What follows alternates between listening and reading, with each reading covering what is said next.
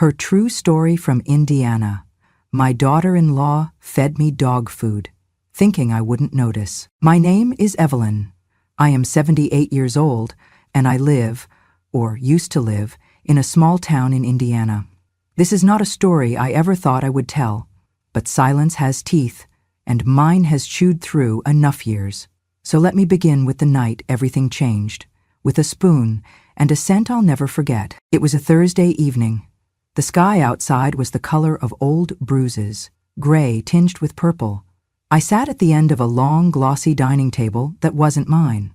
The silverware was set too perfectly, the chairs too stiff, the silence too loud. My son, Daniel, was still at work. Only Melissa, his wife, and I were home. And Lucky, their cocker spaniel, who somehow had more freedom in this house than I did. Melissa placed a small porcelain bowl in front of me, the kind you might use for soup or dessert. It was steaming. A thick brown stew, its surface bubbling like mud. She didn't say what it was. She didn't have to. I lifted the spoon slowly, cautiously, and brought it to my lips. I've eaten simple meals my whole life. I know the taste of budget meats, of canned beans, of overcooked rice. I know struggle. But this had a scent that didn't belong in any kitchen. It was sweet and metallic, grainy on the tongue. I held the spoon in my mouth for just a moment before setting it down gently. Mon ne comme nous do hop chocho, I said, more to myself than to her. Melissa turned from the sink, her dish towel in hand, and let out a short, sharp laugh, the kind that cuts. You're sharp, aren't you, Mama Evelyn? She said, voice dipped in syrup. You're too sensitive, Mom. It's no different. Then came the line, the one that would etch itself into the inside of my skull like a carving on old stone. Mom lives off us, so eating the same as Lucky is also equal. I didn't say a word. I didn't flinch. I didn't even blink. I simply looked down at the bowl again, then across the table where Lucky's bowl, ceramic bone-shaped, was half dull of the same brown mush. Melissa didn't sit to eat with me. She never did. She always claimed she'd already eaten or that she was on some kind of cleanse, but I noticed how she cooked only when Daniel wasn't home. Meals that were hot but heartless, always just enough to keep me from complaining, never enough to feel full. I had moved in with them 3 months earlier, after a fall that left me with a cracked hip and a shaking hand. I needed help, or at least that's what my doctor said. Daniel offered, insisted even, that I come stay with them, just for a while. Melissa had smiled, agreed, said they'd make it work. I should have known from that first smile, too wide, too white, that something inside her was rotten. But I said yes, because I didn't want to be alone in that house anymore. Not since Harold passed. That first night, Melissa gave me the guest room, barely big enough for the twin bed and the dresser I'd brought from home.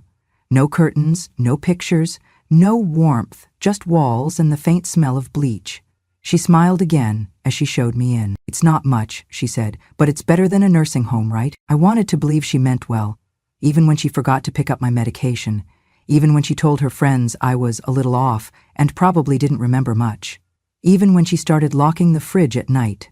But that dinner, that was different. I sat there for another minute, staring at the bowl. I picked up the spoon again and stirred the stew slowly, watching how it clung to the silver like glue. I glanced over at Lucky. He licked his lips, wagging his tail, eager for more. Melissa leaned on the counter, checking her phone. Eat up, Mama Evelyn, she said without looking. It's organic. I forced a smile. Of course. And I did eat. 1 bite, 2, enough to keep her from noticing the rest would be flushed away later, buried under tissues in the trash. I knew better than to fight in her arena, under her rules, without a plan. After dinner, I went to my room, closed the door, and sat on the edge of the bed. My hand was shaking again, but not from age this time. From something colder, something older, something I hadn't felt since I was a girl. That night, I didn't sleep. I listened. I listened to the click of her phone as she texted in the kitchen, the thump of Lucky's paws on the hardwood, the low hum of the refrigerator, still locked. And when the house was finally still, I tiptoed out in my socks, clutching my phone with both hands. In the trash bin under the sink, I found what I was looking for. A torn open cardboard case marked Dog Gourmet Meals, Bulk Order. Under it, empty cans, label peeled, but one still intact. A barcode. A name I didn't recognize. I didn't take the can. I took a photo. I went back to bed, and I didn't cry. Not that night. I had a plan. I laughed with her, just a soft chuckle. Empty, but polite. The kind you give when you want to stay invisible. Melissa leaned her head back, clearly pleased with herself. The joke wasn't funny, but it wasn't meant to be. It was a test, and like all good tests, it revealed everything I needed to know. That night, as I wiped my mouth with a paper napkin and stood, slowly, she waved a hand without looking up from her phone. "Don't worry about the dishes, Mama Evelyn. We've got it covered. Go get your rest." I nodded.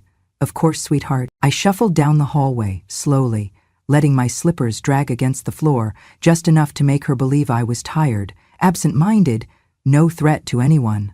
I opened my door with a creak and closed it just as loud. Then I waited. 5 minutes. 10. I slipped back out once her laughter faded into the living room. Quiet as dust, I walked into the kitchen and pulled the trash bin from under the sink. The top layer was fresh, paper towels, a tea bag, and avocado peel. But I dug gently beneath, and there it was again. The cardboard box I saw the night before. The branding was ridiculous. A gold-foiled font over fake wood-grain background. Dog Gourmet Meals. All flavor. And tucked inside the box, 4 empty cans. One still had the label intact. I didn't need to steal it. I just needed the barcode. I held my phone low and snapped the photo. Flash off. Sound muted. I took another, this time with Melissa's monogrammed dish towel in frame for good measure. I didn't feel fear, just a slow, steady heat under my ribs, like an engine warming up. Back in my room, I plugged my phone in and opened the photo gallery. The can was clearly marked, not for human consumption. Ingredients listed things I couldn't pronounce, meat byproducts, chemical preservatives, synthetic flavors. But what stood out most was the note beneath the ingredients. Intended for canine use only. Not suitable for elderly care or assisted living. That part hit like ice down my spine. I sat down, held the phone in both hands, and let the silence fill the room again. I was no stranger to humiliation. Life had fed it to me in doses, slow, persistent ones, but never like this. Not from inside my own family. Melissa had made it clear from day one that I was an inconvenience. She never said it aloud, not directly, but her eyes rolled when I asked for help with my pillbox. Her sighs were sharp when I took longer in the bathroom. She never made space for me on the couch. She never called me Mom, only Mama Evelyn. Like a character in a play she resented being cast in. I'd seen it before, in neighbors, in church friends, in women like me, widowed, aging, moved in with children, thinking it would bring comfort, only to find themselves erased. Polite neglect at best, open cruelty at worst. But she'd made a mistake. She thought I was stupid. I smiled to myself in the dark. The next morning, I forgot my cane in the living room. Melissa rolled her eyes when I asked her to fetch it. I misplaced my keys and blamed Lucky. I repeated myself in casual conversations. "Did you say Thursday or Tuesday, dear?" I tilted my head. "I'm a bit fuzzy lately." Melissa ate it up. Her smugness grew like mold. "She's getting worse," I overheard her whisper to Daniel one night when she thought I was asleep. She called the remote control the telephone. "I don't know if we can keep this up. It's a lot." I took it as permission to forget, to mumble, to move slowly. All the while my eyes were sharp and my ears even sharper. I started keeping a journal again. Not in a notebook, too risky. I used the Notes app on my phone. Password protected, disguised under a title, Knit Patterns for Church Bazaar. There I wrote everything. Tuesday, 8:12 p.m. Leftovers from Lucky's bowl poured into mine. Wednesday, 10:30, a.m.ing. Melissa told Daniel I was paranoid because I asked about where the bread was. Thursday, 6:47 p.m. Found another order confirmation email, open on her tablet. PetSupplyDeluxe.com, recurring order. Took photo. Each entry felt like reclaiming a piece of myself. Not revenge, not yet. Just proof. Because women like me, we don't get believed when we speak. We get called senile, dramatic, bitter, but no one argues with facts. One morning, Melissa made me breakfast. oatmeal that tasted faintly of aluminum. She smiled as she set it down. "How is it today, Mama Evelyn?" she asked, tone saccharine. "Oh, it's lovely, dear," I replied. "Just like the kind we had in the army." She blinked. "You were in the army?" I smiled wider. "Oh, no, I must be confusing it with something else. My memory, you know." She laughed. "Right, happens." Then she walked away, not noticing I hadn't taken a single bite. That week I ordered a backup phone. Paid for it with my own bank account, an account she didn't know existed, had it delivered to the corner pharmacy under the name of an old friend. I picked it up when Melissa was out getting a facial. It was time to tell someone, and I knew exactly who. That night, I waited until she went to bed. Then I opened my hidden phone and dialed a number I hadn't used in years. 3 rings. "Hello?" A young male voice answered. "Caleb," I said softly. "It's Grandma Evelyn." He paused. "Grandma? Everything okay?" "No, sweetheart," I whispered. "Not exactly." There was a beat of silence. Then, "Where are you?" "With your Uncle Daniel and Melissa. Is something wrong?" I took a breath, steadying my voice. "She's feeding me dog food, Caleb, and she thinks I'm too old and too stupid to notice." By the time I ended the call with Caleb, my heart was still thudding, not with fear, but with focus. I hadn't heard his voice in nearly a year, not since his graduation. He'd always been the quiet one at family dinners, polite, but perceptive, the kind who watched before he spoke. Now he was a second-year law student at Indiana University, and my last hope. "I'm coming this weekend," he'd said before hanging up. "Don't tell anyone I called, don't do anything different, just wait." And I did. But I didn't sit idle. That same night, I took out the photo of the barcode from the trash and uploaded it to my computer. I may be old, but I'm not helpless. 40 years of running a kitchen had taught me more than just recipes. It taught me how to research suppliers, how to verify labels, how to read between lines written by people who thought housewives were stupid. I entered the barcode into a lookup site and pressed search. The result came back instantly. Gourmet dog meals, chicken and peas, bulk pack, 24 cans, and waiting under the inn. Not for human consumption, pet use only. Contains organ meats, bone meal, artificial flavorings. I leaned back in my chair. For a second, everything inside me stilled. The room was too quiet. The air smelled faintly of citrus and bleach. Melissa had been cleaning earlier, or pretending to. I stared at the screen, willing myself not to feel the sting behind my eyes. Not out of pride, but because if I let one tear fall, I knew more would follow. I had cooked every day of my adult life. My hands were marked by burns and calluses, memories of roasts, stews, and late-night birthday cakes. I'd fed a family through layoffs, through winter storms, through illness. I knew the weight of a meal made with love and the cruelty of a meal made to humiliate. And this wasn't just neglect. This was degradation. I saved the search result. Then I went further. I looked up the supplier, PetSupplyDeluxe.com, public-facing site. Melissa had an account. I knew because I'd seen the tab open on her tablet. I clicked through her recent order history. She hadn't logged out. There it was, recurring order. Gourmet dog meals, chicken and peas, monthly bulk subscription. Order date, last Monday. Shipping address, my son's home, the home I'd helped pay the down payment for 20 years ago. I clicked on the invoice and read it line by line. She was spending more money feeding me dog food than it would cost to make a pot of real stew. That was what stopped me cold. It wasn't frugality, it wasn't ignorance, it was intentional. Melissa didn't want me cared for. She wanted me degraded. I closed the laptop gently, as if I could muffle the noise of what I had just uncovered. But there was no quieting it now. The next morning, I acted the same as always. Let her brew her cold tea and scroll Instagram in the kitchen. Let her pass me a bowl of something gray and say, "Bon appetit, Mama Evelyn." I smiled. "Smells delicious." And I took one bite. Just one. She never noticed how I folded the rest into a napkin later and dropped it into my purse. I took it to the pharmacy down the street. A friend of mine, Marcy, worked there. She used to be a nurse before she semi-retired. "Can you do me a favor?" I asked her, unwrapping the napkin. "Tell me if this is what I think it is." She frowned, leaned in. "Where'd you get this?" Melissa cooked it. Her face changed. "Evelina? This smells like dog food." "Need more than that. I need confirmation." She nodded slowly. "Let me make some calls." By evening, she'd gotten back to me. "It's exactly what you think it is," she said. "It's a high-protein canine meal, common with people who feed their dogs like royalty, but it's dangerous for human consumption, especially for someone your age. Too much sodium, too many preservatives. Evelyn, this isn't just wrong. It's illegal. I nodded. Good. Marcy blinked. Good? Because I'm not done. Not yet. That night, I called Caleb again. Told him what I'd found, what Marcy had said. He was quiet for a long time on the other end. Grandma, he finally said, we can take this to court. I don't want a court, I said. Not yet. I want them to know what they've done. I want them to feel it. He understood. Maybe better than I did. Then we need documentation, photos, records. And we need a moment when everyone's watching. I'll make sure they're all there, I said. He laughed softly.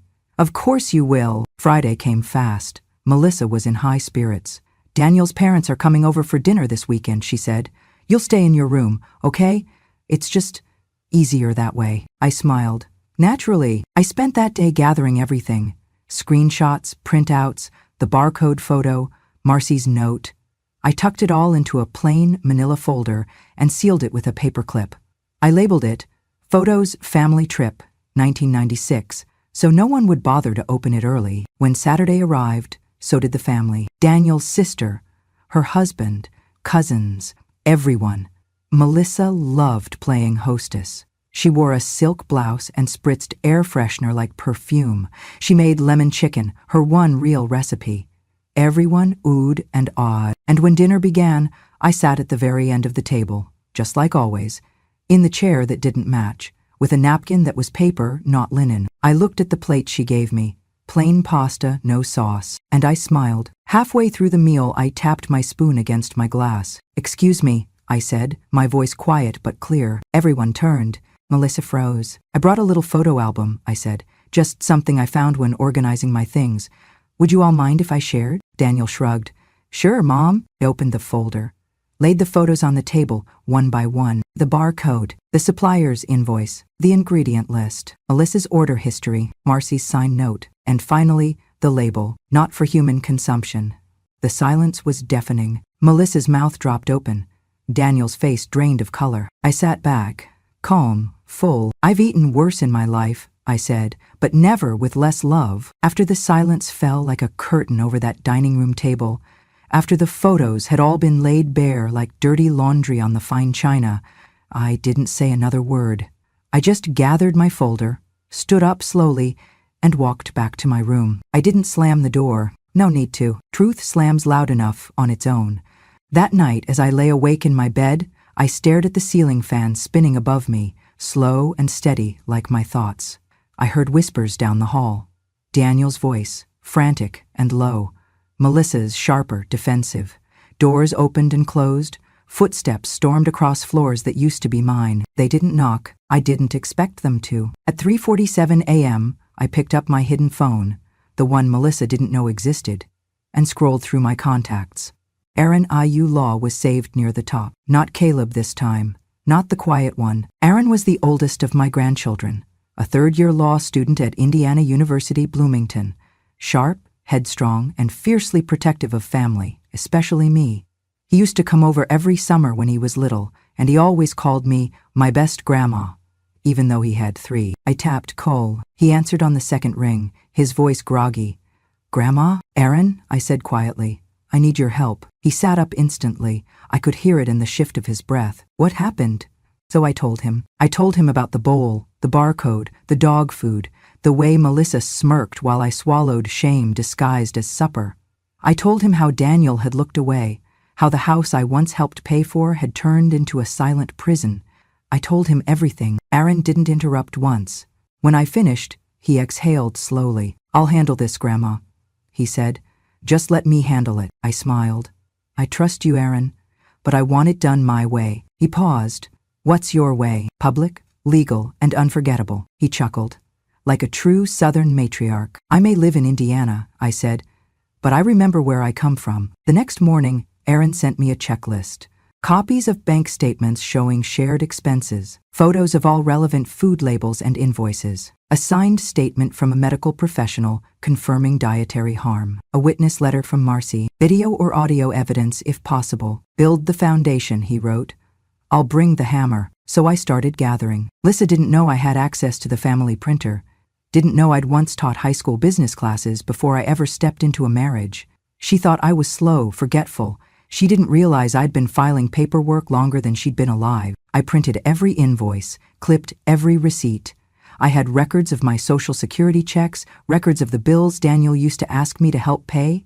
Just for a little while, Mom. I had screenshots from Melissa's pet food account, captured before she finally figured out to log out of her devices, and I had the folder. By Wednesday, I mailed it all in one envelope. Heavy, sealed tight, addressed to Aaron's apartment in Bloomington. That night I cooked for myself, for the first time in weeks. I snuck out during Melissa's nap and bought a small rotisserie chicken from the corner store. I boiled rice, chopped scallions, made a little soy sauce drizzle like I used to. I even set the table, for one. I ate slowly, savoring every bite. Not just the taste, the dignity. The next day, Aaron called. "I've got everything," he said. "And I've already spoken to one of my professors. He specializes in elder abuse and estate protection. He's going to advise us." "Good," I said, "because I'm ready." Aaron's voice dropped to a calmer, colder register. Not angry, but focused. "Here's what we'll do," he said. "We'll call a family meeting. You'll be there, I'll be there, and so will they. We'll lay out everything, just like in court. Let them see what it feels like when truth walks in the front door." I chuckled. "You sound like your grandfather." "I sound like your student," he said. "You taught me better than anyone." We picked a date. Saturday. Daniel and Melissa thought it was going to be another family dinner, a reconciliation after my little outburst the week before. They even tried to butter me up. Melissa knocked on my door Friday afternoon with a tray of cookies, store-bought, overly sweet, with a fake smile to match. "I know we got off on the wrong foot," she said. "It's just been stressful. For all of us." I looked at the cookies, then at her, and for once I let silence answer. Saturday came. Aaron arrived wearing a pressed button-down and a tie, one of Harold's old ties I'd given him years ago. He kissed my cheek and whispered, "You ready?" I nodded. "Let's go feed the wolves." The family gathered round the table once more. Melissa poured wine. Daniel looked stiff. Everyone tried to pretend this was normal. Then Aaron stood. He reached into his satchel and pulled out the folder. Not mine, his, and from it he began to read. First, the evidence. Invoices, photos, proof of non-consumable dog food fed to a human. Then the testimonies. Marcy's letter, a preliminary medical statement, and bank records showing I had supported their household for months without acknowledgement. Melissa's face went pale. Daniel rubbed his temples, and Aaron's voice, calm and firm, delivered the final blow. "This is a textbook case of elder neglect, humiliation, and willful deception. If this goes to court, we have enough for a civil suit, and depending on the prosecutor, potentially criminal charges." Melissa stood suddenly. "You're threatening us?" Aaron didn't flinch. "No," he said. "I'm informing you, Grandma's not alone. Not anymore. And neither was I." After that Saturday meeting, things didn't explode like some courtroom drama on television. No one flipped the table. Melissa didn't cry. Danielle didn't apologize. They sat there, tight-jawed, exposed, but defiant. But the silence that followed wasn't victory for them. It was a warning shot. And Aaron wasn't done. "Now we build the rest," he told me on the porch the next morning. He sat beside me with his laptop open, the glow of the screen casting sharp light across his determined young face. "They've underestimated the wrong woman." I sipped my coffee slowly. "Then let's give them a reason to regret it." He smiled. Aaron started with the finances. First, he requested a copy of Melissa and Daniel's joint credit card history. "They use one card for household expenses," he explained. "We'll see how often these dog meals show up." I raised an eyebrow. "How do you know they don't use cash?" He chuckled. "Melissa's too lazy to track cash. She wants points, cash back." Sure enough, within 48 hours, he had the records. Multiple purchases from PetSupplyDeluxe.com every 4 weeks, totaling hundreds of dollars. There were other things too. Spa days, subscription clothing boxes, organic wine deliveries, all under household. Meanwhile, the only grocery store receipts showed cheap staples, bread, rice, and a few vegetables, barely anything with protein, nothing fresh. Aaron organized it into a spreadsheet. each line item tagged and categorized. He called it neglect ledger. Then came the next phase, interviews. Aaron spoke to Marcy again. She agreed to give a formal affidavit, signed and notarized, testifying that the food I had been served was indeed not suitable for human consumption. She added a note from her prior nursing experience. Feeding non-nutritive animal food to an elderly person knowingly can result in gastrointestinal complications, malnutrition, and mental distress. We had that printed, signed, and filed. He also pulled footage from the corner pharmacy's security camera the day I bought the rotisserie chicken. It showed me, slim, gray-haired, hunched slightly, holding a small bag, smiling gently at the clerk. Proof that I had the mental capacity to purchase, choose, and prepare my own food. She's not senile, Aaron wrote in the packet's summary. She's suppressed. Next, he created a timeline at the top of the page. 3 months of silence, 1 month of evidence, 1 day for justice. He plotted everything, the date I moved in, the first appearance of the dog food order, dates of bank transfers I made to help Daniel catch up on bills, dates I supposedly forgot things, but really logged them in my hidden notes. Aaron even highlighted Melissa's social media posts. Look here, he said, pointing at a caption under a photo of her sipping a green smoothie in a robe. Taking care of everyone but myself. Caregiver burnout.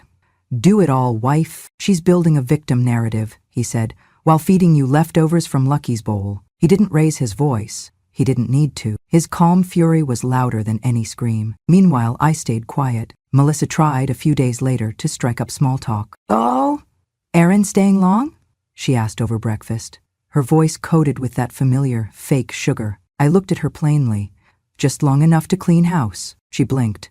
Oh, well, let me know if you need anything. I need you to remember who owns this house. She didn't speak to me again that day. Aaron called in a favor with a law school mentor who had clerked for a local judge. He wanted guidance on how far we could take this, whether this crossed into criminal abuse or stayed in the civil realm. Legally, the mentor said. You've got enough for elder exploitation, especially if there's money involved, and there clearly is. Don't underestimate the weight of humiliation. Juries remember that. By the end of the week, Aaron had compiled a binder. It was thick, labeled clearly, Evelyn Harris, v. Melissa and Daniel Harris. Documentation pack. He printed 3 copies, one for me, one for a legal advisor, and one he kept with him at all times. I'm not filing anything yet, he said. That's your call. But they need to know we can. Anytime. I nodded. So what's next? Next, Aaron said. We host a family dinner. I raised my eyebrows. Another one, he grinned. This time you set the menu. It was Daniel's birthday. Melissa had planned it like a campaign, a carefully staged performance. Streamers in silver and navy, a cake so polished it looked plastic. Every chair perfectly arranged, the guest list tight but significant. Siblings, cousins, family friends, a few co-workers from Daniel's office. Enough people to witness a celebration, or something else entirely. I wasn't asked to help, not that I would have. I was seated in the corner, near the patio doors, not quite in the group but not out of it either, a perfect place for the old mother.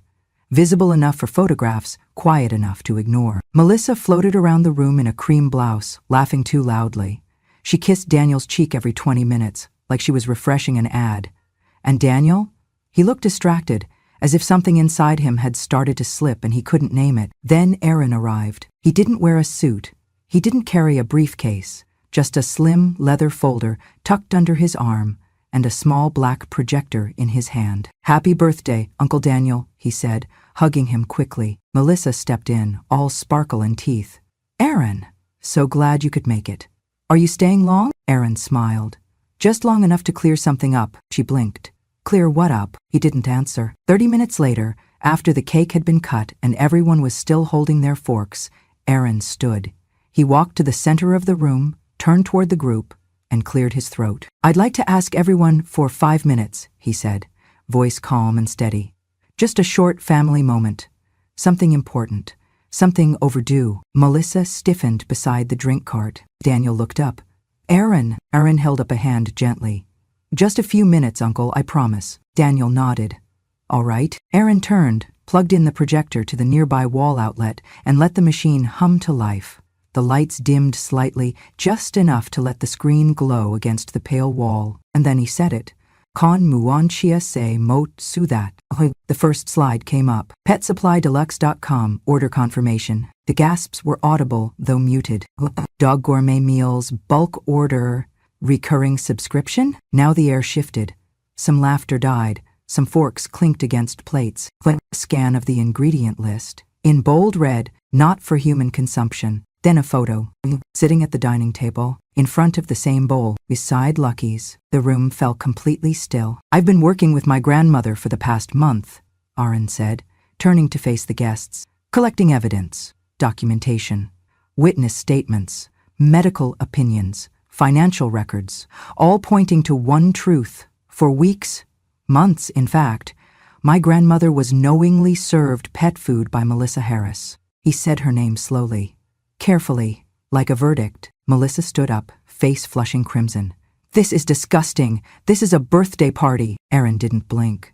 So was the day she took the first photo of that barcode in the trash. The first night she smelled something off in her stew. The first time she noticed that Lucky's meals looked more appetizing than hers. People began to murmur. My daughter-in-law's sister covered her mouth. A cousin whispered to Daniel, whose face had gone ashen. Aaron continued, undeterred. I know what some of you may be thinking. It's not that serious. Maybe it was a mistake.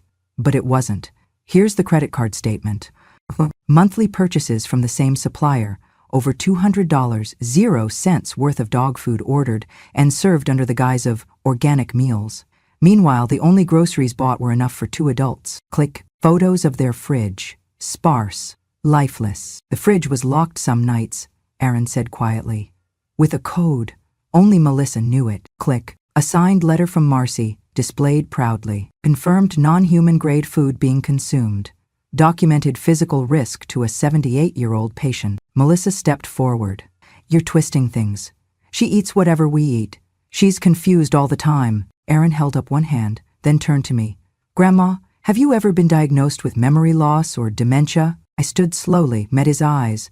No, sweetheart. Do you take care of your own finances? Yes. Do you remember what you had for dinner 2 nights ago? I smiled faintly.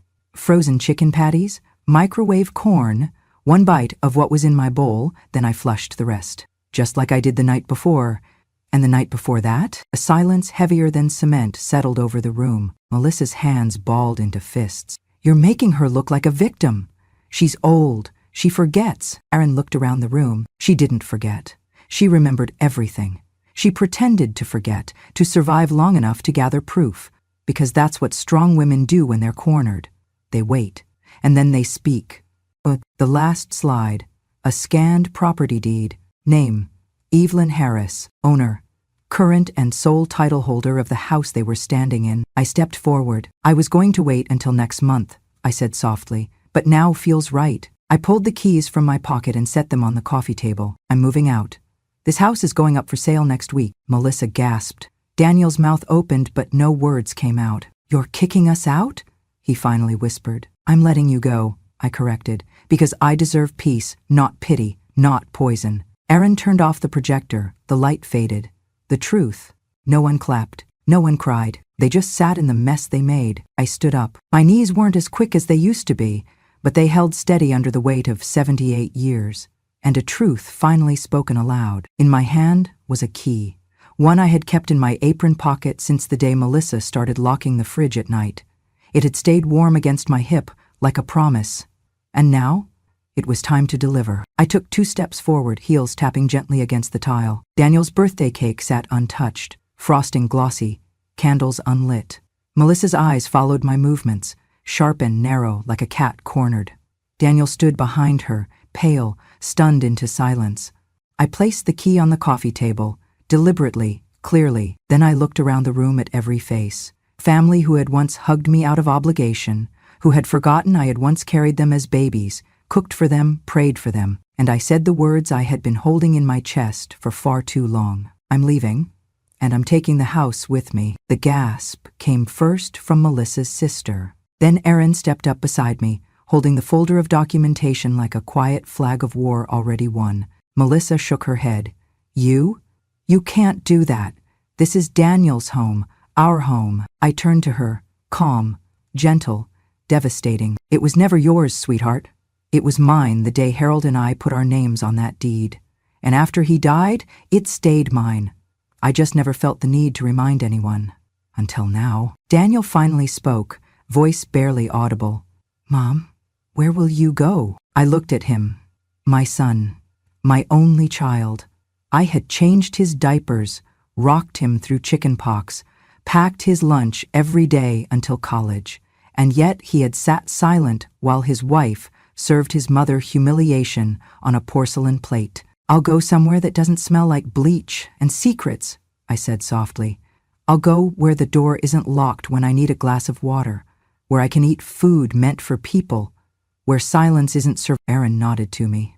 I already found her a place, Uncle. 2-bedroom condo, gated community, with a kitchen she'll love. Melissa barked out a laugh. You're really doing this? You're going to abandon us after everything we've done for you? I raised an eyebrow. Everything you've done to me, you mean? She froze, and then she snapped. You think you're some kind of hero? You think people will care? You're just an old woman. Aaron took one step forward. She's an old woman who owns this house, who paid your bills, who fed your husband and raised your son, and who has every legal document, every photo, every testimony she needs to make sure you don't forget that again. Melissa's mouth opened and then closed. There was nothing left to say. I turned back to Daniel. I wish you had spoken up, I said, quieter now. Even once. His eyes welled. I didn't know how. You knew enough to be ashamed, I said. That was enough to act. You chose not to. The guests began to rise, some awkwardly excusing themselves, some offering tight hugs and murmured apologies. But I didn't linger. I had packed a small bag, just the essentials. I left everything else, pictures, furniture, memories, let them collect dust in the rooms where laughter used to live. Aaron walked me to his car. As we reached the door, I heard Melissa's voice behind us, not yelling now, desperate. Please, she said, you can't really kick us out. Daniel has nowhere else to go. We have bills. The market's awful. I didn't turn around. I didn't kick you out. I said, you walked yourselves out the moment you forgot who built the floor beneath you. Aaron opened the door. I eased into the passenger seat.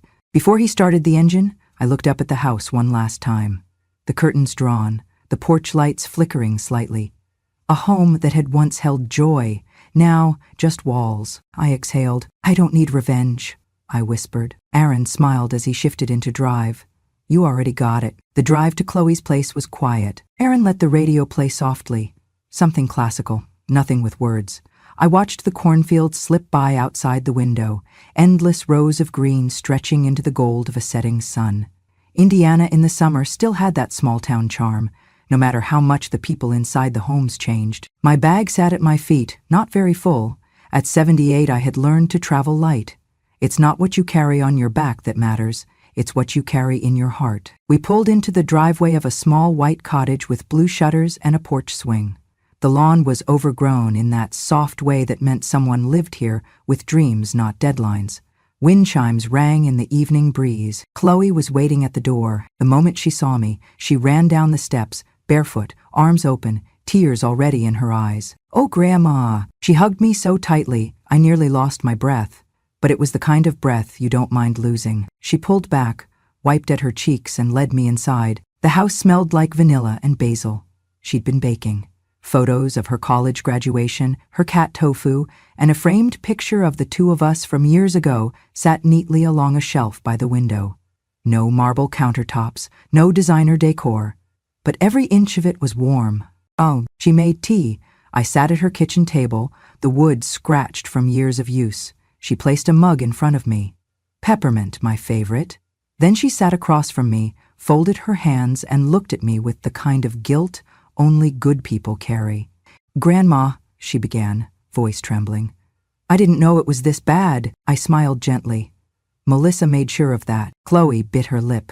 I knew she wasn't good, but I thought you were okay. You were always strong. You were always smiling. I reached over, placed my hand over hers.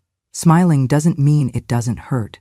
It just means you know the pain isn't where it ends. She burst into tears. I'm sorry, she choked. You deserved a better life. You sacrificed your whole life. I was too weak. I couldn't fully protect you. I squeezed her hand. Bakong kan duok balve, Chloe. Bakan duok langue. She wiped her eyes with the sleeve of her sweater. I hear you now, Grandma, she said softly. I hear everything, loud and clear. We sat there in silence for a while, just breathing together. It wasn't the kind of silence that hurts. It was the kind that heals. Later that evening, she showed me my room. The sheets were fresh and tucked tight. A small bookshelf held gardening magazines. By the window, there was a basket of yarn and knitting needles. Nothing fancy, but everything was placed with care. Not expensive, just full of heart. You really made all this for me? I asked. She nodded. I started getting it ready the moment I found out what was happening. You're safe here now, I promise. And I believed her. That night, I stood by the window and looked out at the quiet street. There were no footsteps pacing outside my door. No locks on the refrigerator. No hushed voices plotting behind thin walls. Just the sound of wind in the trees and the gentle ringing of wind chimes. I picked up my journal. My real one this time, not the digital file hidden on my phone, and began to write. June 16th. I left the house I built with Harold. Except the shame they tried to feed me. I left, but I didn't lose. They lost the right to say my name without flinching. Later, Chloe peeked in before going to bed. Need anything, Grandma? I shook my head. Just this. She walked over, knelt beside my chair, and rested her head gently on my lap, just like she used to when she was 5 and couldn't sleep without my humming. You're not losing your mind, she whispered. I smiled and stroked her hair. No, sweetheart, I never was.